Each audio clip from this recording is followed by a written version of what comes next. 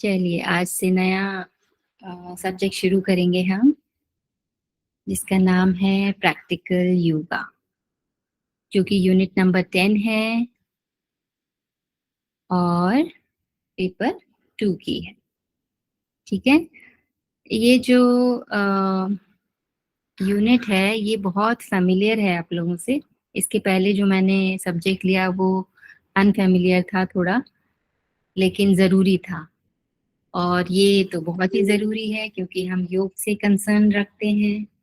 तो इसमें जो जो सिलेबस है उसमें सारी ही प्रैक्टिसेस आ जाती हैं प्रैक्टिकली, जो हम करते हैं और करवाते हैं। स्टार्टिंग षटकर्म से है, फिर आसन प्राणायाम और सब है। तो पहले मैं स्क्रीन शेयर करती हूँ। सबसे पहले हम थोड़ा सा सिलेबस देख लेते हैं क्या क्या हमें करना है, और उसके बाद में हम स्टार्ट करेंगे।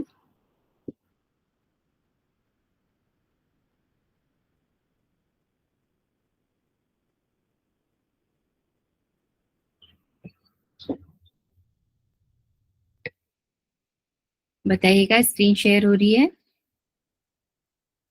जी मैम। हाँ जी। तो सबसे पहले हम डिस्कस कर लेते हैं कि हमें क्या क्या पढ़ना है इस एक हफ्ते में। तो सबसे पहले जो प्रैक्टिस आती है यौगिक प्रैक्टिस में वो षटकर्म है। षटकर्म में हमें वामन धौती, पूरी जो षटकर्म की जितनी भी विधियां हैं अलग अलग ग्रंथों में, वो सारी हमें नहीं करनी है और ग्रंथों के हिसाब से भी नहीं करनी है। एक जनरलाइज बनाया गया है कि ये चीजें जो प्रैक्टिकली हम करते हैं या करवाते हैं वो सब चीजें हम इसमें इंक्लूड करेंगे और अकॉर्डिंग टू सिलेबस ही हम जाएंगे। किसी पर्टिकुलर टेक्स्ट के अकॉर्डिंग, उसके सीक्वेंस के अकॉर्डिंग वो इतना मायने नहीं रखता है यहाँ पर। तो सबसे पहले षटकर्म में इन्होंने वमन धौती, वस्त्र धौती और दंड धौती, धौती में ये 3 है। और लघु प्रक्षालन और पूर्ण प्रक्षालन भी है।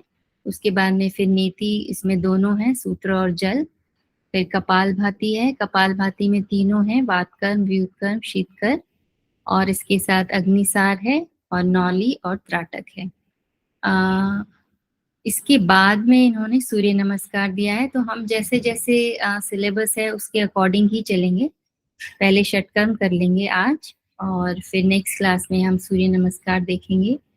और फिर आसन है, उसमें स्टैंडिंग पोस्चर्स हैं, सिटिंग है, प्रोन है, सुपाइन है, सभी आसन हैं। तो स्टैंडिंग पोस्चर में अर्ध कटी चक्रासन है, पादहस्तासन, अर्ध चक्रासन, त्रिकोणासन, परिवृत त्रिकोणासन, पार्श्व कोणासन और वीरासन है। सिटिंग पोस्चर में पश्चिमोत्तान है और सुप्त वज्रासन है, अर्ध मत्स्येंद्रासन है, वक्रासन है, बद्ध कोणासन है, मेरुदंडासन है। और ये आकार नादानुरासन, ये तो मैंने पहली बार ही सुना। फिर से बोलिए। अकर्ण धनुरासन। हाँ अकर्ण, हाँ हाँ ठीक है, अकर्ण धनुरासन है, गोमुखासन है। और प्रोन पोस्चर में भुजंगासन, शलभासन, धनुरासन और ऊर्ध्वमुख मुखोत्सवासना और मकरासन है। सुपाइन पोस्चर में हलासन, चक्रासन, सर्वांगासन, मत्स्यासन, शवासन, सेतुबंधासन है। बैलेंसिंग पोस्चर्स में वृक्षासन, गरुड़ासन, नमस्कार आसन, तितिभ आसन और नटराज आसन है।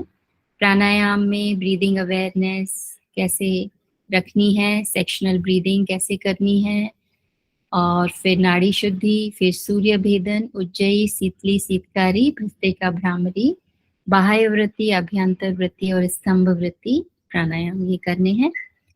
और मेडिटेशन इसमें अलग अलग जो इंस्टीट्यूशंस हैं या जो ऑर्गेनाइजेशन है जिन्होंने नया नया दिया है मेडिटेशन, वो काफ़ी कुछ है इसमें। प्रणव और सोहम जप है, योग निद्रा किसी इंस्टीट्यूट ने दिया है, अंतर मौन किसी ने बताया है। सभी जो हैं वो मेडिटेशन की ही तरीके हैं। अजपा जप है, practices leading to breath meditation, practices leading to Om meditation, है ना, विपस्यना मेडिटेशन और प्रेक्षा मेडिटेशन। अलग अलग जो कहना चाहिए, रिलीजन तो नहीं कहेंगे, लेकिन हाँ, जिन्होंने भी इनको दिया है एक धर्म जो ये मानते हैं, जैसे विपश्यना बौद्ध धर्म का है, प्रेक्षा जो है वो जैन धर्म का है ना, और जो भी हमारे सन्यासी हुए या जो योगी हुए, उन्होंने अपने अपने तरीके से ये सब मेडिटेशन की जो है विधियां बताई हैं। उसके बाद में बंध और मुद्रास हैं। इसमें मूल बंध, जालंधर बंध, उद्यान बंध, महाबंध, योग मुद्रा, महामुद्रा, षणमुखी मुद्रा, तडागी मुद्रा और विपरीत करनी मुद्रा, ये हम डिस्कस करेंगे। और कंटेम्प्रेरी यौगिक प्रैक्टिसेस में जो यौगिक सूक्ष्म व्यायाम दिया स्वामी धीरेन्द्र ब्रह्मचारी ने, साइक्लिक मेडिटेशन जो है वो एस व्यासा का है, और माइंड साउंड रेजोनेंस टेक्निक भी इसी इंस्टीट्यूट का है। ट्रांसडेंटल मेडिटेशन जो है वो महर्षि महेश योगी का है। योग निद्रा जो है बिहार स्कूल ऑफ योग का है। और जो सविता की ध्यान धारणा, ये DSVV का है, देव संस्कृति विश्वविद्यालय का है। तो इस तरह से ये चीजें हम इसमें कवर करेंगे। तो जो सबसे पहला टॉपिक है वो है षटकर्म का। तो आज हम इसको ही डिस्कस कर लेते हैं। आप लोग सब फैमिलियर हैं। ये जो सारी चीजें हैं उसमें से कुछ ही चीजें ऐसी होंगी जिनके बारे में आपने नहीं सुना है। बाकी सब मुझे लगता है स्टडी भी किया होगा अच्छी तरह से। तो हम स्टार्ट करते हैं षटकर्म से। क्या मीनिंग निकलता है षटकर्म का?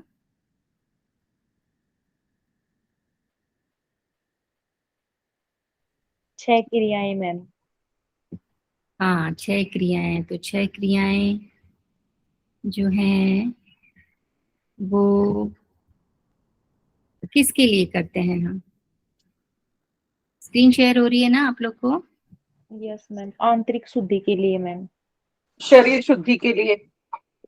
हाँ, वैसे आंतरिक और बाहर ये दोनों ही इसमें आप बोल सकते हैं। तो उसमें जो 6 क्रियाएं हैं वो हठ प्रतिपिका में हमने पढ़ा होगा, घेरन संहिता में हमने पढ़ा होगा। थोड़ा बहुत ऑर्डर का वो है, बाकी नियर अबाउट सेम ही है। और घेरन संहिता में थोड़ा सा डिटेल वर्जन है इसमें, तो उसके ऑर्डर को हम एज सच फॉलो नहीं करेंगे। इसके अलावा भी कहीं पढ़ा है क्या आपने षटकर्म किसी और ग्रंथ में, हठ यौगिक टेक्स्ट में?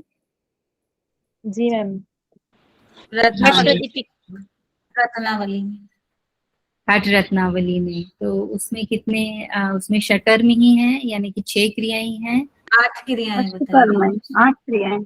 8 क्रियाएं हैं। हाँ बिल्कुल सही। कौन सी है? 2 एक्स्ट्रा या और भी वेरिएशन है?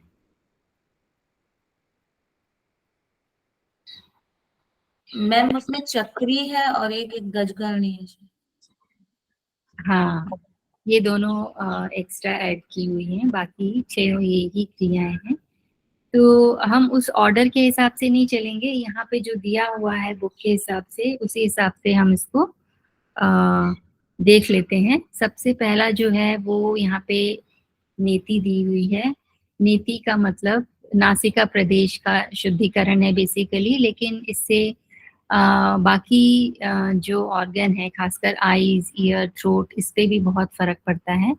धौती जो है वो मुख से, यानी कि आपका जहाँ ये लिप्स या माउथ शुरू होता है, वहां से पूरा अन्न नलिका की शुद्धिकरण की एक बहुत लंबी श्रृंखला है ये, है ना, सीरीज है। इसमें स्टेप बाय स्टेप हम पूरा जो एलिमेंट्री कैनल है उसको, मतलब फ्रॉम माउथ टू एनस, उसकी सफाई करते हैं। लेकिन इसमें जो और भी चीजों पे फर्क पड़ता है वो है आपके नेत्र, कान, दांत, जिह्वा और खोपड़ी, मतलब कि स्कल जो है आपका, फ्रंटल पोर्शन जो है इसका, इस पर भी बहुत इसकी सफाई की का जो ये पूरा प्रोसेस है उस पे इन सब की भी शुद्धि होती है। तीसरा जो है वो है नौली। नौली जो है वो एब्डोमिनल रीजन में जितने भी ऑर्गन्स आते हैं आपके, कौन कौन से ऑर्गन्स आते हैं एब्डोमिनल रीजन में, बताइए कोई भी। इंटेस्टाइन का है मैम, स्पेशली इंटेस्टाइन। हाँ, ये इंटेस्टाइन भी लिवर, है। पैंक्रियाज है, किडनीज हैं, ये सब है एब्डोमेन। स्प्लीन भी है और आपका स्टमक भी इसी में ही आएगा। तो ये सारे जो ऑर्गन्स हैं इनकी अच्छे से मसाजिंग, मतलब कि आप किसी भी चीज को या किसी भी आप पॉइंट को दबाते हो और मतलब उसको थोड़ा सा मसाज करते हो तो उससे क्या होता है, क्यों करते हैं हम मसाज? जैसे यहाँ लिखा हुआ है ना, उदरस्थ अंगों की मालिश और उन्हें बल प्रदान करने की शक्तिशाली विधि है नॉलेज। वहाँ का ब्लड सर्कुलेशन प्रॉपर होता है। हाँ, ब्लड सर्कुलेशन प्रॉपर होता है। कहीं कोई रुकावट है या कहीं कोई मल जिसे हम कहते हैं ना, जो कि इम्प्योरिटीज हैं या किसी वजह से कोई ऑब्स्ट्रक्शन है तो वो ऑब्स्ट्रक्शन जो है वहां से हट जाता है। टोनिंग ऑफ द मसल्स हाँ, और and improve the functionality of the organ. हाँ, तो फंक्शनैलिटी जो है वो इम्प्रूव करने के लिए दो तीन चीजें चाहिए। एक तो वहाँ के मसल्स अच्छे हों, वहाँ का ब्लड सर्कुलेशन अच्छा हो, तो ऑब्वियसली वो चीज एक्टिव रहेगी, है ना। और फिर है बस्ती क्रिया। बस्ती क्रिया जो है वो लार्ज इंटेस्टाइन का प्यूरिफिकेशन प्रोसेस है और उसकी सफाई करने के लिए बस्ती क्रिया की जाती है। और फिर कपालभाति है। कपालभाति जो है, कपाल, कपाल का मतलब है आपका जो फोरहेड है ना, इसकी शुद्धि, मस्तिष्क की अग्रभाग की शुद्धि के लिए तीन क्रियाएं हैं, वो हम पढ़ लेंगे। और त्राटक जो है वो आइस के लिए है, आइस के लिए प्रैक्टिस है, लेकिन इससे कंसंट्रेशन आपका जो है वो बढ़ता है। दिव्य दृष्टि जो हमने अपने ग्रंथों के हिसाब से देखा होगा कि दिव्य दृष्टि इससे मिलती है। और स्पिरिचुअलिटी की तरफ आप जाते हो, क्योंकि आपका यदि कंसंट्रेशन बढ़ता है तो आपका मेडिटेशन के लिए जो आपको एक स्ट्रेंथ चाहिए, जो रिक्वायरमेंट है, वो आप फुलफिल कर लेते हो। तो इसलिए इसमें कहा गया है कि एकाग्रता और उसके अलावा सुषुप्त आत्मीय शक्तियों का विकास होता है, जिसके लिए हम वैसे अनअवेयर रहते हैं, हमें उतना पता ही नहीं होता। लेकिन जब आप कंसंट्रेट करते हो, आप अंदर ध्यान लगाते हो किसी एक चीज पे, तो आपकी नेत्र मत, क्योंकि ओपन आइज से करते हैं तो वो शक्ति, वहाँ की जो नर्व्स हैं या जो भी कैपिलरीज हैं वो तो एक्टिव होंगी ही होंगी, लेकिन साथ साथ में आपका फोकस भी जो है वो बढ़ता है। चलिए, तो हम इसी सीक्वेंस से ही जाएंगे। नीति जो है जनरली दो तरह से की जाती है, एक जल नीति और दूसरी कौन सी है? सूत्र नीति।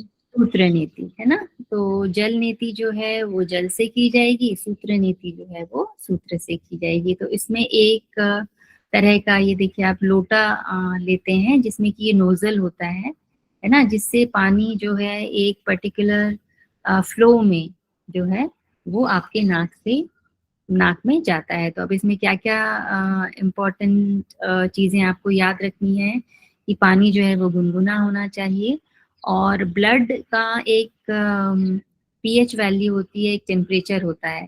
तो उसी को मेंटेन करने के लिए ना इसमें गुनगुना पानी हम लेते हैं और उसमें सॉल्ट हम डालते हैं, है ना, ताकि इंटरनल जो लिक्विड है या फ्लूइड है आपके बॉडी के अंदर और जो आप बाहर से ले रहे हो उसमें कंपैरेटिव जो है डिफरेंस ना हो, वो करीब करीब सेम ही हो। तो इसमें जो प्रपोर्शन बताया गया है वो ये है, आधा लीटर में आप 1 चाय का चम्मच जो है वो नमक मिलाएंगे और उसको अच्छी तरह से मिला लेंगे। और फिर आप क्या करेंगे, जनरली तो इसमें कागासन में बैठ के इसको करते हैं। एक तरफ जो है देखो ये सिर को इन्होंने झुकाया है और मुंह को खोलेंगे, मुंह से सांस लेते हैं और जिस तरफ मतलब नोजल आपने इन किया है लोटे का, उसका अपोजिट साइड जो में आपको नेक को बेंड करना है ताकि जो ग्रेविटी के अकॉर्डिंग वहां से जो है वो पानी पूरी तरह से निकल जाए, अंदर ना जाए। इसका खास ध्यान रखना है। इसलिए ब्रीदिंग जो करते हैं वो मुंह को खुला रख के मुंह से ब्रीदिंग करते हैं। तो इस तरह से हमें करना है और ये दोनों नाक से जो है करना है। पहले थोड़ा थोड़ा आप करिए, अब हैबिचुअल हो जाए तो फिर आप पूरा एक लोटा जो है वो एक तरफ से डाल के और दूसरी तरफ से के लिए दूसरे बार आप अपने लोटे को भर सकते हैं। तो इस तरह से इसका प्रवाह जो है वो पूरा एक कांस्टेंट ये जो है, इसमें ब्रेक नहीं होना चाहिए। यदि ब्रेक है या वो है तो इसमें इसका मतलब है कि या तो नेचुरली बायोलॉजिकली आपके जो बोन है उसमें कुछ दिक्कत है, या फिर मल ज्यादा है, या फिर आपका तरीका जो है वो सही नहीं है। एक प्रॉपर फ्लो जो है वो आना चाहिए। ठीक है, 20 सेकेंड तक जल का जो है वो प्रवाह होने देना चाहिए और उसके बाद जो है वो लोटे को हटा लेना चाहिए। इसके बाद जो क्रिया करते हैं और जो बहुत जरूरी है वो है भस्त्रिका प्राणायाम। तो भस्त्रिका प्राणायाम जो है वो आपको करनी है और इसके लिए सबसे पहले जो है जनरली हम कोई भी प्राणायाम जो है या क्रिया जो है वो बैठ के करते हैं। इसमें आपको थोड़ा सा खड़े होके हाथ इसको आगे की ओर झुका के और फिर दोनों तरफ से नाक को और हाथों को पीछे बांध के और फिर करना चाहिए। इसमें क्या लिखा हुआ है वो देख लेते हैं कि भस्त्रिका प्राणायाम की भांति। अब भस्त्रिका प्राणायाम में क्या होता है ना कि हम इनहेल भी करते हैं फोर्सफुली और एक्सेल भी करते हैं फोर्सफुली, लेकिन यहाँ पर ना एक्सेलेशन पे खास ध्यान देना है कि आपको इनहेल पे उतना फोकस नहीं करना, एक्सेलेशन पे ज्यादा ध्यान देना है और फोर्सफुली उसको निकालना है जितना आप निकाल सकते हैं। और इससे जो है जो भी पानी अंदर ऊपर है या नाक में है उसको बाहर निकालना, आपको इसको अंदर ले जाना है और ना ही इसको ऊपर की तरफ चढ़ने देना है। तो इस तरह से ये करके और फिर जो है इसमें लिखा हुआ है कि आप जो है पूर्णतः स्वच्छ और शुष्क करना है आपको नासिका से। और इसमें इन्होंने बताया कि कमर से सामने की ओर झुकना है, सिर को ऊपर उठा के रखना है थोड़ा, क्योंकि यदि आपने नीचे किया तो पानी ऊपर चढ़ जाएगा। तो इसलिए जो है आपको सिर को ऊपर करके और साइड में टर्न करना है, लेफ्ट और राइट, है ना। तो पानी जो है वो बाहर आ जाएगा। धौकनी की भांति आपको श्वसन क्रिया करनी है, उसमें भी फोर्सफुली एक्सेलेशन पे ज्यादा ध्यान देना है आपको। तो ये एक क्रिया है, आपने की भी होगी, सभी लोगों ने ये की होगी नेति क्रिया। तो ये बस और कुछ खास इसमें नहीं नजर आ रहा मुझे। हाँ, इसमें थोड़ा बहुत जो है आंखों से पानी आ सकता है, लालिमा आ सकती है, क्योंकि ये सारी चीजें जो है नोज, आईज, ईयर, है ना, ये थोड़ा कनेक्टेड हैं। तो एक का इफेक्ट दूसरे पे आता है। तो थोड़ा सा आपको जुकाम जैसा भी लग सकता है, लेकिन उसके लिए कोई चिंता करने की जरूरत नहीं है। हल्का सा सिर भी में भी कभी जैसे पानी हल्का सा रह जाए तो सिर भी भारी हो जाता है, लेकिन वो धीरे धीरे ठीक हो जाता है। इसमें लिखा है कि यदि गले और मुंह में यदि आप जल का प्रवेश हो जाए, मतलब यदि पानी अंदर चला जाए, तो इसका मतलब कि आपने जो किया है वो तरीका सही नहीं था, है ना। तो ये चीजें आपको ध्यान रखनी है। और इसके अलावा जो है नासिका से रक्त स्राव की दीर्घकालीन बीमारी की अवस्था में योग निर्देशक की सलाह के बिना नेति का अभ्यास नहीं करना चाहिए, क्योंकि हम सब ने भी जब किया है तो किसी इंस्ट्रक्टर या टीचर के प्रेजेंस में ही किया है। अब जब आप उस ओके हो जाता है कि हाँ आप सही कर रहे हैं और फिर आप उसकी प्रैक्टिस करते रहते हैं तो आप अपने आप कर सकते हैं। लेकिन किसी और को जो फर्स्ट टाइम कर रहा है तो उसको जरूरी है कि वो किसी इंस्ट्रक्टर के प्रेजेंस में ही ये काम करे, अदरवाइज ना करे। लाभ क्या क्या होता है, नासिका की अशुद्धियां जो हैं वो, और जो भी वायरस बैक्टीरिया जो म्यूकस में है, श्लेष्मा में है, उसका निष्कासन करता है। और जुखाम और वायु रंध्र सिनुसाइटिस के उपचार में मदद करता है। कान, आंख, गले की बीमारियां जैसे बहरापन है, हस्व दृष्टि दोष है ना, गले की कौड़ी, ये मुझे पता नहीं है क्या होता है, पर गले का कोई भी रोग है और म्यूकस से रिलेटेड है, एडिनॉइड जो ग्लैंड है उसकी वृद्धि यदि हो जाए, तो ये सारे दोष में ये आपका निवारण में मदद करता है।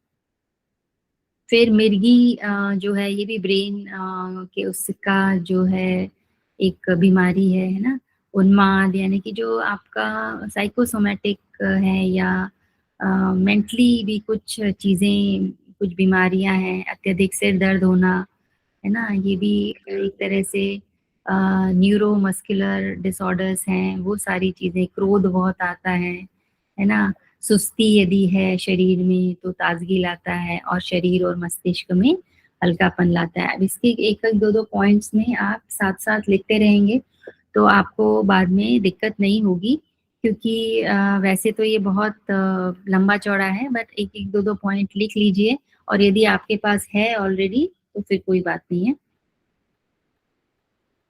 और श्वास रंध्र के ऊपर गंध पिंडों को उत्तेजित करते हुए आज्ञा चक्र के जागरण में सहायक होता है। तो आज्ञा चक्र के जागरण में कौन सी षटकर्म की कौन सी क्रिया वो है, तो आप लिख सकते हैं जल नीति, सूत्र नीति, या जो भी सूत्र मतलब नीति लिख सकते हैं, ठीक है। और आजकल जो डिपेंड करता है कि आपको किस तरह की प्रॉब्लम है, तो उसके अकॉर्डिंगली, शास्त्रों में ये नहीं लिखा हुआ है, लेकिन प्रैक्टिकली जो नेचुरोपैथी सेंटर्स या आयुर्वेदिक सेंटर्स वगैरह में कराया जाता है, वो दुग्ध नीति भी कराते हैं, शुद्ध घी घृत नीति भी कराते हैं, और जल मिश्रित तेल नीति भी कराते हैं, है ना। और शिवाम्बू का प्रयोग किया जाता है। ये शिवाम्बू मुझे नहीं समझ आया कि क्या है। और ये सारी चीजें जो है योग शिक्षक या कोई जो डॉक्टर हैं, उनके आयुर्वेदिक डॉक्टर या जिनको ये पता है, उसके निर्देश में ही ये सारी चीजें करनी चाहिए। सूत्र नीति से हम सही। हॅलो, हाँ, हाँ, शिवांबू यांनी स्वमूत्र. अच्छा, इसको अमरोली भी कहते हैं। यस यस यस, ठीक है। तो सबसे बेस्ट वैसे यही माना जाता है कि स्वमूत्र से मतलब ये मैंने पढ़ा था कहीं कि उससे आप नीति क्रिया करें। ठीक है, थैंक यू। अब है सूत्र नीति। इसको हमने बहुत बार पढ़ा है अलग अलग ग्रंथों के हिसाब से। तो सूती जो है वो धागा होता है, और इसका जो फ्रंट पोर्शन है वो मोम से इसको थोड़ा सा कड़क कर लेते हैं, ताकि वो स्ट्रेट जो है वो जाए। और यदि कोई मल है, कुछ म्यूकस है, या उसमें कफ है, तो वो थोड़ा सा उसको पिंच करे और अंदर तक हो जाए, ठीक है।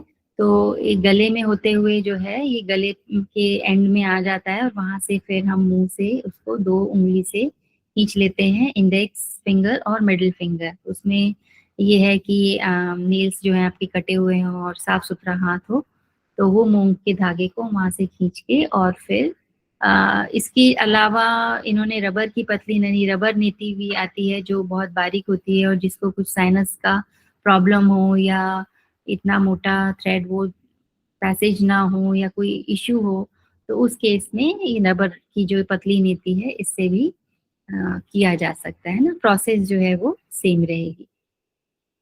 फिर इसको थोड़ा आगे पीछे खींच के जो है वहाँ की सफाई की जाती है, या एक बार यदि फर्स्ट टाइम है तो आप सीधा से उसको बाहर निकाल लीजिए स्मूथली, और फिर जैसी प्रैक्टिस हो जाए तो उसके बाद में फिर 2-4 बार फिर इस तरह से करते करते निकाल लीजिए। इसमें जो है हल्का फुल्का ब्लड भी आ जाता है, तो उसमें कोई घबराने वाली बात नहीं है, ठीक हो जाता है थोड़े से टाइम में।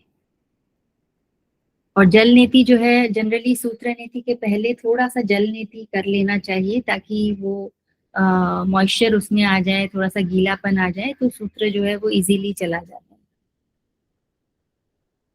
अब इसके लाभ क्या हैं? तो श्वास रंध्र के असाधारण स्राव, यदि कई बार जो है नाक से खून आना या इस तरह की जो तकलीफें हैं, या मांसल अवरोध है, कहीं मसल बढ़ जाती है जिसको हड्डी बढ़ना बोलते हैं, है ना, तो वो सारी चीजें जो है वो या फिर कोई इन्फ्लेमेशन है आपको, है ना, सूजन है कहीं पर, तो इससे जो है उनको लाभ होता है।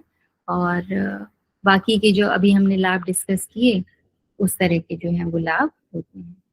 अब हम धोती पे आ जाते हैं। धोती हमने बताई थी किसकी सफाई करती है धोती?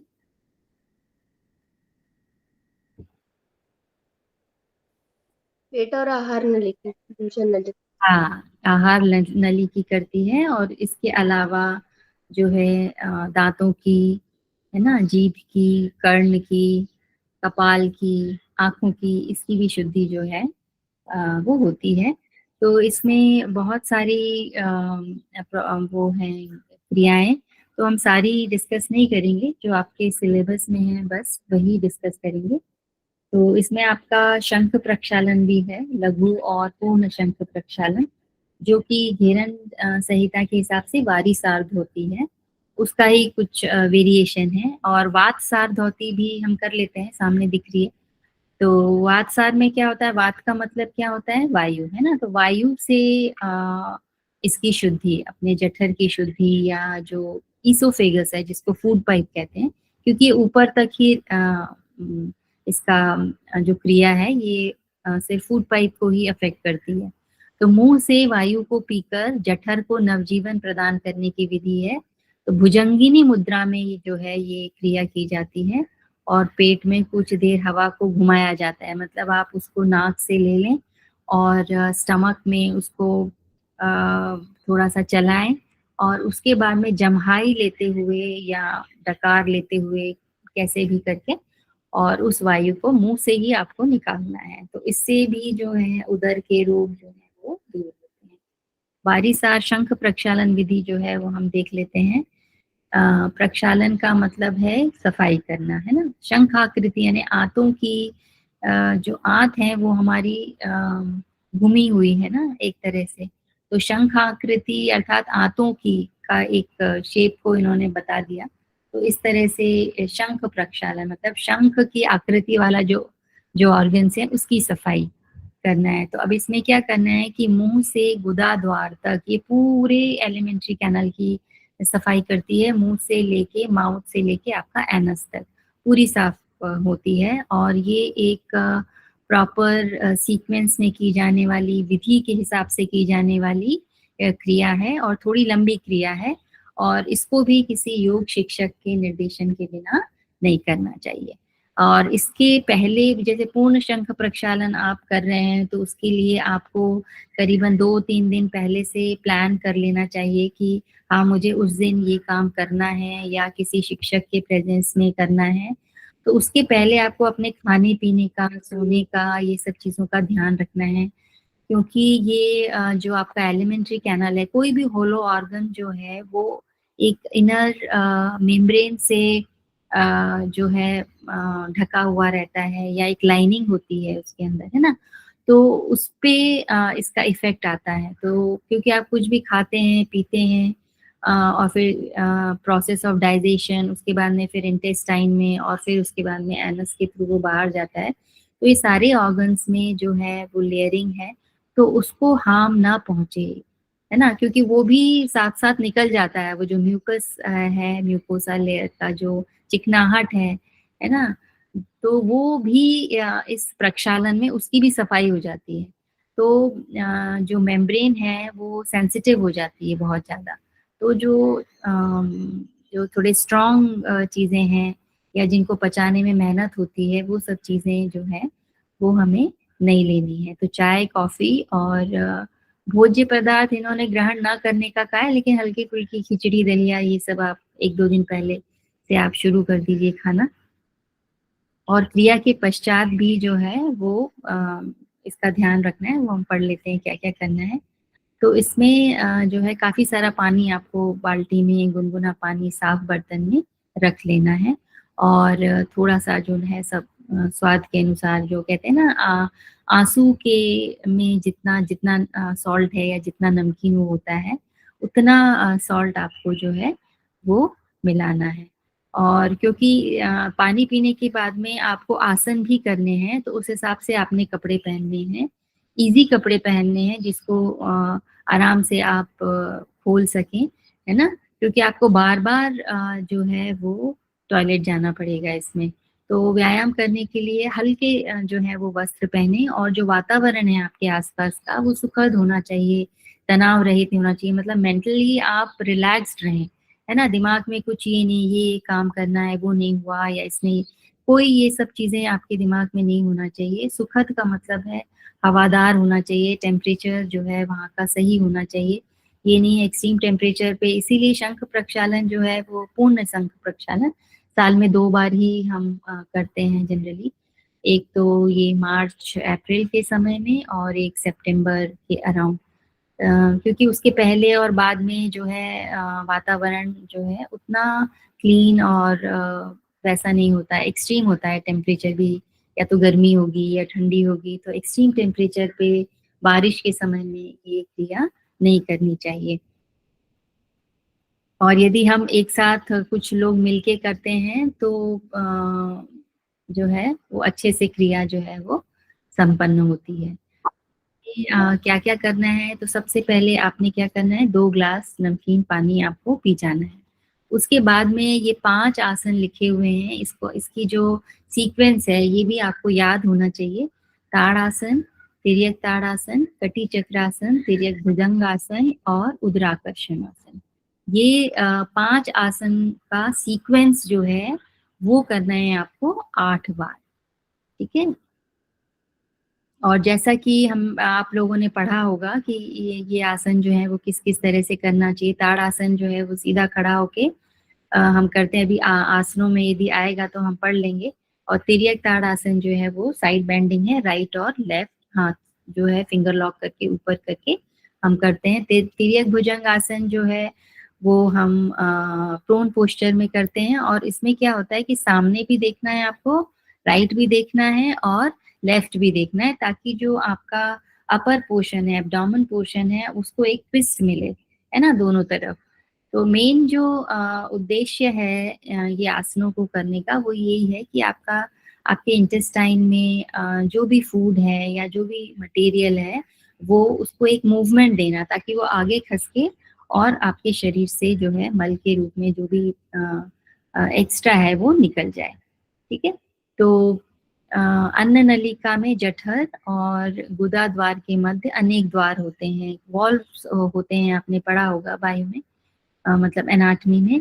तो उनको जो है इस क्रिया से खोलते और बंद करते हैं, है ना, ताकि जो भी चीजें फॉरवर्ड जाए बैकवर्ड ना जाए, वो वॉल्व का यही काम होता है। तो वो जो है आपका जो फूड है, जो एक्सक्रीटा है, वो नीचे की तरफ धकेले। तो इससे इनके जो स्नायु हैं, मतलब इनके जो टिश्यूज हैं वो थोड़े लूज हो जाते हैं, फ्लेक्सिबल हो जाते हैं, और नमकीन जल को भीतर प्रवेश करने का मार्ग मिल जाता है।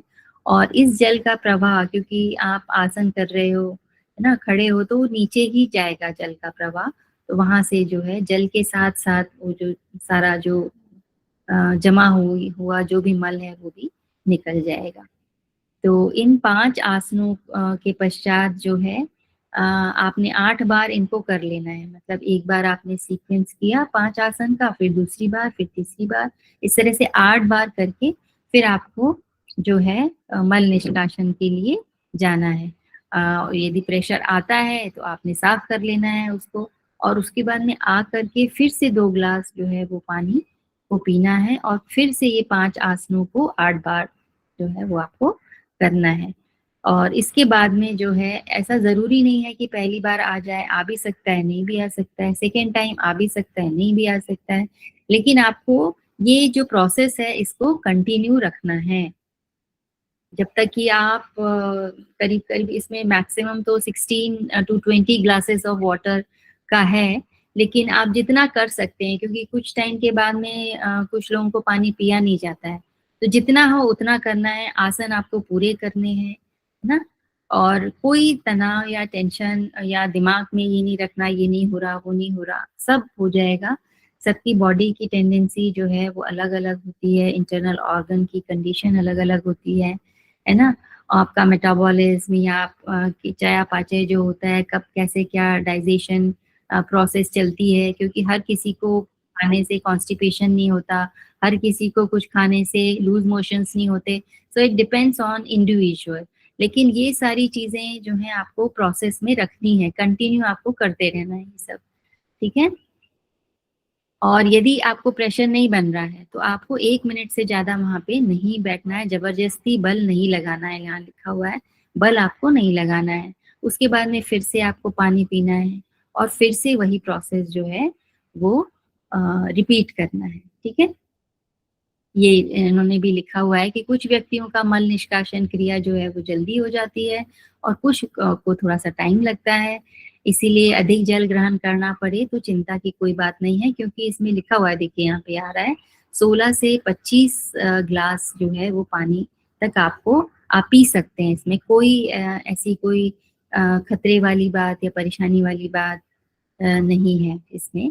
और ये तब तक मतलब ये प्रोसेस कंटिन्यू करना है जब तक या तो आप इतने ग्लास पानी पी लें, और या फिर मल की समाप्ति के बाद में ना जो साफ पानी जो है वो बाहर आपके निकलेगा। इसका मतलब ये है कि पूरा जो एलिमेंट्री कैनाल है आपका वो नीचे वाला खासकर साफ हो जाता है, क्योंकि इसके बाद हम कुंजल भी करते हैं, तो इसलिए ऊपर का पार्ट जो है वो उससे साफ हो जाता है और नीचे वाला जो इंटेस्टाइनल पोर्शन है, आपका स्टमक है, वो इससे साफ हो जाता है।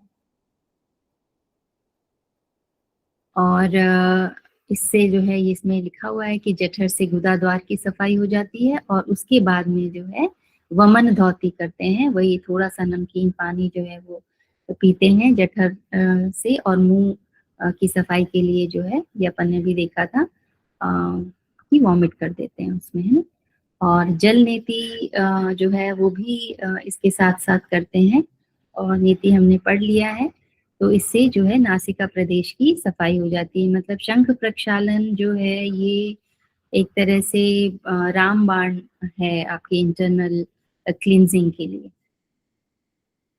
अच्छा, इसके बाद में बहुत सारी चीजें हैं। लघु शंख प्रक्षालन में इतनी चीजें ध्यान में नहीं रखनी होती हैं, लेकिन पूर्ण शंख प्रक्षालन में बहुत सारी चीजों का आपको ध्यान रखना है। वो ये है कि इसके बाद, यानी कि ये क्रिया आपने कर ली, आपकी बॉडी से सारा मल निकल गया, या जो भी फूड था किसी भी फॉर्म में था वो सब निकल जाता है, तो आपको इसके बाद रेस्ट करने की जरूरत है। और ज्यादा कुछ बोलना नहीं है, किसी से कुछ भी नहीं करना है, और 45 मिनट्स तक आपको आराम से लेटकर बैठकर आराम करना है। लेकिन सोना नहीं है इसमें, ठीक है, सोना नहीं है, रेस्ट करना है। कोई फिजिकल काम आपको इस वक्त नहीं करना है। आंखों को भी आराम दीजिए, शरीर को भी आपको पूर्ण विश्राम देना है। उसके बाद में जो है आपको चावल और मूंग दाल की खिचड़ी और उसमें अच्छा से घी डाल के मतलब काफी अच्छे से घी डाल करके जो है वो खिचड़ी आपको खाना है, क्योंकि जो लुब्रिकेटिंग मेम्ब्रेन रहती है, जो काम करती है आपके अंदर हॉलो ऑर्गन्स में, आपके ईसोफेगस में, पूरा एलिमेंट्री कैनल में, वो जो है इसके प्रोसेस में निकल जाता है वो जो चिकनाई है। तो उसके लिए जो है घी, और क्योंकि आपको अब एनर्जी भी चाहिए ना, आपको फूड से ही एनर्जी मिलने वाली है, तो आपको फूड के लिए सिर्फ चावल और मूंग की खिचड़ी जो थोड़ी सी पतली टाइप होती है, जिसको कि आप स्वेलो आराम से कर लो और डाइजेशन भी प्रॉपर से हो जाए, तो ये आपको खाना है। क्योंकि आपको ऑब्वियसली आपने ये काम किया है, थोड़ा सा रेस्ट भी करना है आपको, लेकिन उसके बाद तो आपने काम करना ही करना है ना, तो एनर्जी के लिए आपको कुछ खाना है, लेकिन इस तरह का खाना जो है वो आपको खाना है। और हाँ, ये स्निग्धता जो है वो इससे मिल जाती है, आवरण रहित हो जाता है, मैंने आपको बताया। तो इस तरह से घी जो है वो एक रक्षक कवच की तरह जो है वो काम करता है, एक ल्यूब्रिकेशन जो है वो पूरे एलिमेंट्री कैनल को देता है। और इसके अलावा जो है दाल और हम जो खा रहे हैं, इसका मतलब हम प्रोटीन खा रहे हैं, प्रोटीन से जो है हमारे को एनर्जी मिलती है। और फैट से भी हमें मैक्सिमम एनर्जी मिलती है। ये आप लोगों ने पढ़ा होगा कि हाईएस्ट कैलोरीज जो हैं वो हमको फैट से मिलती हैं, प्रोटीन से फिर मिलती हैं और फिर कार्बोज से मिलती हैं। तो चावल जो है वो कार्बोज हो गया, दाल आपका प्रोटीन हो गया और घी जो है वो आपका फैट हो गया। तो ये पूर्ण आहार आपको मिल जाता है। संयमित भोजन जो है आपको कम से कम 1 हफ्ते तक करना है, मतलब हल्का खाना खाना है आपको। मांसाहार यदि आप खाते हैं तो नहीं खाना है आपको, एसिडिक फूड नहीं खाना है ना। और जो फ्रूट्स हैं, क्योंकि फ्रूट्स में भी एसिड होता है, फाइबर होता है, तो इसलिए वो भी आपको इस समय नहीं खाना है। फ्रूट जूस आपको नहीं लेना है ना। चाय, कॉफी और बाकी जो है शराब, सिगरेट, सुपारी, ये सब चीजें तो आपको बिल्कुल नहीं खाना है। पान वान, जो भी डाइजेस्टिव चीजें होती हैं जो जल्दी से डाइजेस्ट कर देती हैं आपका खाना, वो सब आपको नहीं खाना है। बहुत ही सरल सुपाच्य, जो अपने आप ही डाइजेस्ट हो जाए, ऐसा सुपाच्य भोजन करना है। प्राकृतिक आहार लेना है, अम्लीय आहार यहाँ पर बिल्कुल भी नहीं लेना है, क्योंकि आपकी संपूर्ण पाचन प्रणाली जो है वो स्वच्छ हो गई है और तुरंत ही देर से पचने वाले जो खाना है वो आपको यदि आपने वो खा लिए तो उससे जो है आपको टेम्परेचर हो सकता है, इंडाइजेशन हो सकता है ना। तो इसलिए ये सब चीजें अवॉइड करनी चाहिए।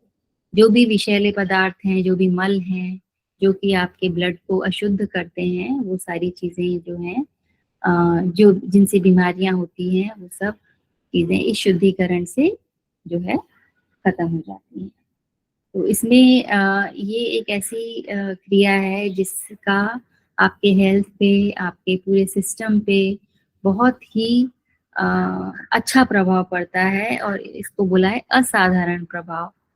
मतलब बहुत ही अच्छी क्रिया है ये, और बहुत सारी बीमारियों में ये जो है शंख प्रक्षालन किया जाता है। उसमें ये आप याद रखेंगे कि मधुमेह में है ना, जिसको एसिडिटी हो, बहुत उच्च अम्लीय अवस्था, दीर्घकालीन पेचिश हो जिसको, है ना, अजीर्ण हो, विषाक्त रक्त से उत्पन्न विकार, इसमें आपका स्किन डिसीजेस भी आ जाती हैं, है ना। तो ये सब जो है इन व्यक्तियों के लिए वो लाभप्रद है।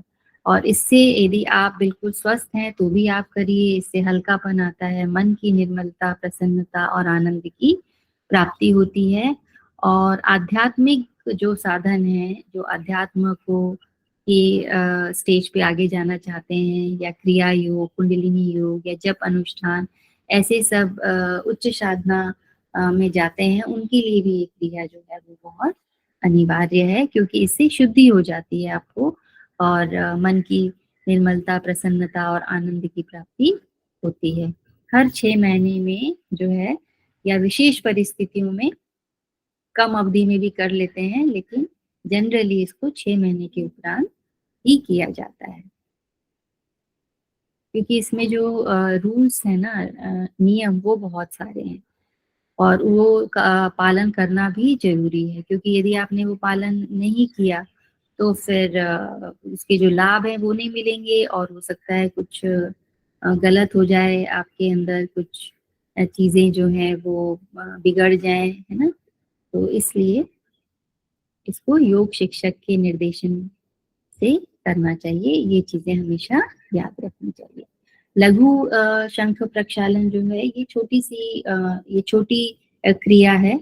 इसमें उतने प्रिकॉशंस की जरूरत नहीं है, लेकिन इससे भी शुद्धि जो है वो बहुत अच्छे से हो जाती है। इसमें भी जो है हल्का नमकीन जल जो है वो आपको पीना है, बिना कुछ खाए पिए, खाली पेट करना है ये दोनों ही क्रियाएं, है ना। 2 गिलास आप पानी पी लीजिए और फिर वही 5 आसन 8-8 बार आपको करना है, और उसके बाद में फिर मल निष्कासन करना है, फिर से 2 गिलास पानी पीना है और फिर से ये करना है। तो इसमें जो है बहुत लंबा नहीं पीते, इसमें मेरे ख्याल से 6 ग्लासेस यानी 3 या 4 आवृत्ति जो है वो करते हैं इसमें। इसको जो है सप्ताह में या महीने में, 2 महीने में आप एक बार जो है वो कर सकते हैं। लेकिन इसके पहले भी आपने कुछ नहीं खाना है, और इसके बाद में भी आपको 1 घंटे तक तो जो है जो भी आप खाना चाहते हैं 1 घंटे के बाद ही खाना है, और थोड़ा सा रेस्ट भी कर लेना है।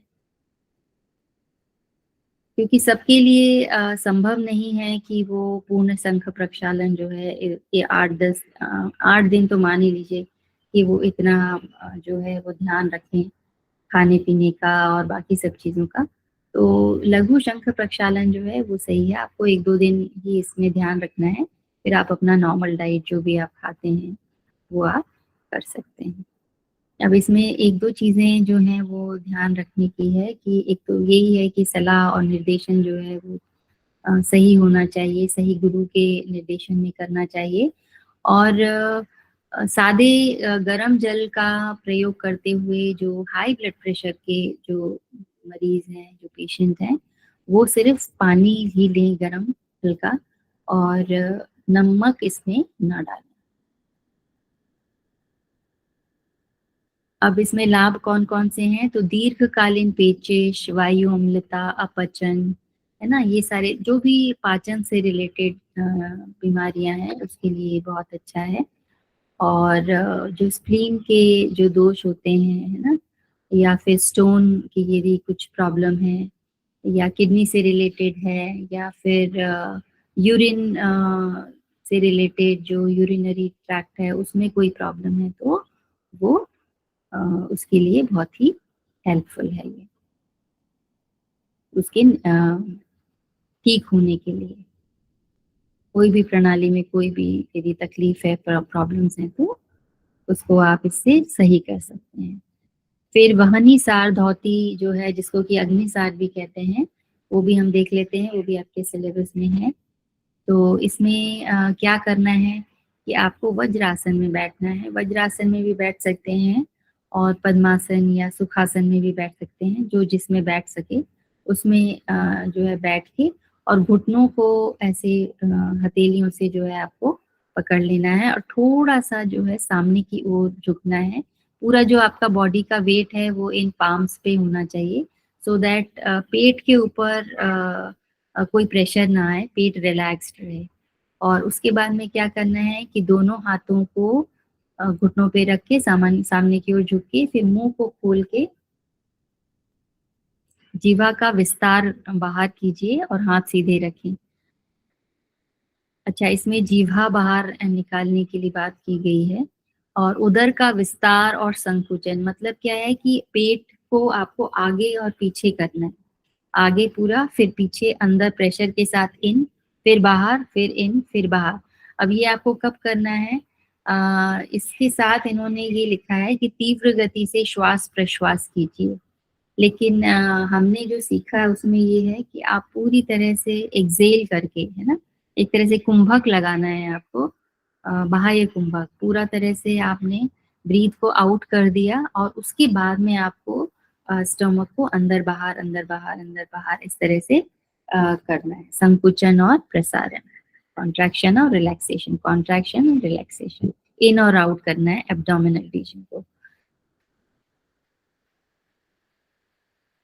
तो ये जो है आप अपनी क्षमता के हिसाब से जब तक आप ब्रीथ रोक सकते हैं तब तक करना चाहिए, लेकिन यहाँ पर इन्होंने जो लिखा है कि तीव्र गति से आपको जिह्वा से वो श्वास प्रश्वास करना है और उसके बाद में कुत्ते के हाफने की तरह जो है ये क्रिया इन्होंने बताई है।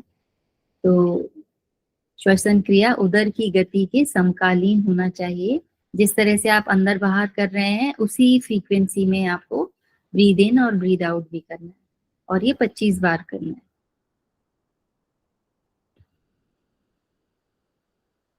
प्रथम अभ्यास की शारीरिक अवस्था ऐसे बनानी है। अच्छा, इसमें इन्होंने दिया हुआ है यहाँ पर कि दीर्घ रेचन करना है आपको, मतलब कि श्वास को आपको बाहर कर देना है और फिर जालंधर बंद लगाना है और फिर ये स्नायु का विस्तार और संकुचन करना है। कुंभक की क्षमता जो है आपके कैपेसिटी के हिसाब से करना है। इसमें भी यही है कि इसको खाली पेट करना है, जनरली सुबह करिए, बहुत अच्छी क्रिया है ये। और या फिर आप यदि शाम को करना चाहते हैं या बाद में करना चाहते हैं तो जो खाना, भोजन और इस क्रिया के बीच का जो डिफरेंस है वो करीब करीब 4 घंटे का होना चाहिए। और इसमें भी जो सीमाएं हैं वो ये है कि हाई ब्लड प्रेशर हो, किसी को हार्ट डिसीज है है ना, या फिर पेट में, क्योंकि ये पेट से अमाशय से रिलेटेड क्रिया है, तो इसमें यदि किसी को कोई तकलीफ है, कोई ऑपरेशन हुआ है ना, या कुछ दर्द है, या फिर मेंसेस हैं, तो इन सब में, या प्रेगनेंसी है, तो इन सब में जो है इस क्रिया को नहीं करना चाहिए। और लिवर की इसमें के इसके जो फायदे हैं वो क्या है कि इसमें लिवर की जो फंक्शनैलिटी है वो बढ़ती है ना, वायु अजीर्ण या जो उदर से रिलेटेड, जठर से रिलेटेड जो भी रोग हैं उनका निवारण होता है, और उनको क्रियाशील जो है उन अंगों को ये क्रिया बनाती है और जठराग्नि को तीव्र करती है। अब हृदय धौती भी है आपके, तो ये मैं करा दूं क्या आपको? इतना कितना बचा है? जल क्रिया, व्याघ्र क्रिया, अच्छा अभी काफी बचा है। चलिए फिर कल हम कर लेंगे इसको कंप्लीट। बस्ती भी बची हुई है, हाँ ठीक है, कल कर लेते हैं फिर हम इसको। आज के लिए इतना ही रखते हैं। कहीं किसी को कोई समस्या हो, कुछ समझ ना आया हो तो आप पूछ सकते हैं।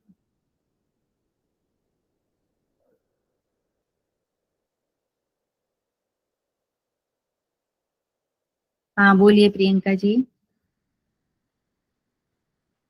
आपने हैंड रेस किया है। Yes ma'am, Hariom ma'am. हाँ हरिओम। मैम मैं ये पूछ रही थी, अगर जैसे सूत्र या जल नीति करते हैं तो उसमें नाड़ियों का भी देखते हैं क्या? किस नाड़ी से आप मतलब जो चल रही है उसी नाड़ी से पहले करते हैं? हाँ हाँ हाँ, ऐसा प्रैक्टिस में हम करते हैं, क्योंकि जिसकी ब्रीदिंग प्रॉपर है ना, इसका मतलब है कि वो खुली हुई है ना, वो साफ है, तो वहां से सूत्र या जल मतलब जो भी आप रबर नीति या जो भी डालेंगे, तो वहां से आप आराम से डाल सकते हैं। क्योंकि सूत्र नीति और जल नीति में क्या कहते हैं कि ब्रीद लेते हुए आपको इन करना है उसको, है ना, ब्रीद लेते जाइए और उसको अंदर डालते जाइए, तो वो स्मूथली चला जाता है। हाँ ऐसा करते हैं। और इसके बाद भस्त्रिका भी बताया था जो आपने, वैसे भस्त्रिका आया था, लेकिन इसके बाद भस्त्रिका भी करते हैं ना? हाँ भस्त्रिका कह लो, कपालभाति कह लो, हम तो कपालभाति ज्यादा टर्म यूज करते हैं, क्योंकि इनहेल में फोर्स नहीं लगाना है। ये तो क्या है कि जल नीति के बाद में वो पानी अंदर हमको नहीं डालना है, तो मतलब हल्का रखना है, ब्रीथ वो बॉडी अपने आप ले लेती है। जैसे हम कपालभाति में करते हैं ना फोर्सफुली एक्सहेलेशन, पूरा फोकस जो है वो एक्सहेलेशन पे रहता है, इनहेल बॉडी को जितना चाहिए वो अपने आप ले लेती है, तो उस तरह से, है ना, active exhalation, inactive, passive inhalation, active exhalation. Okay. और मैम जैसे कि बाकी टेक्स्ट के जो हठ यौगिक टेक्स्ट हैं उनके तो उनके नाम से ही आएंगे कि इसमें इसका वर्णन है, इसमें जाता है, लेकिन हाँ ये जो प्रैक्टिकल योग है इसमें क्वेश्चंस कैसे आते हैं? इसमें ये प्रैक्टिस के हिसाब से ही आएंगे। अभी तो आपने सिर्फ षटकर्म ही पढ़ा है, अभी आप प्राणायाम भी पढ़ेंगे। अब क्या है कि कुछ शास्त्रों में प्राणायाम का या पर्टिकुलर प्राणायाम का कुछ बेनिफिट बताया है, पर इसमें ओवरऑल बेनिफिट्स हम पढ़ेंगे, तो वो आपको समझ में आ जाएगा कि ये कहाँ का क्वेश्चन है। जैसे पोस्चर से रिलेटेड आएगा कि किस तरह का पोस्चर है, बैलेंसिंग है, ये है, या फिर ग्रंथ के हिसाब से तो फिर वो उसमें आएगा इस ग्रंथ के हिसाब से, या आसन प्राणायाम मुद्रा बंध जो भी हम पढ़ेंगे इसमें। ये एक प्रैक्टिकल पॉइंट ऑफ व्यू से है जो हम अभी करते हैं, प्रैक्टिस में जो हम करते हैं, है ना, इसीलिए इसका नाम है प्रैक्टिकल योगा। Yes ma'am. और मैम जो भी अभी ये जो सिलेबस में जो मेडिटेशन है उसका भी पढ़ेंगे ना हम लोग डिटेल? हाँ थोड़ा बहुत जितना मुझे आएगा मैं आपको करा दूँ। Okay ma'am, thank you so much. Hello okay जी, thank you. Hello ma'am, hello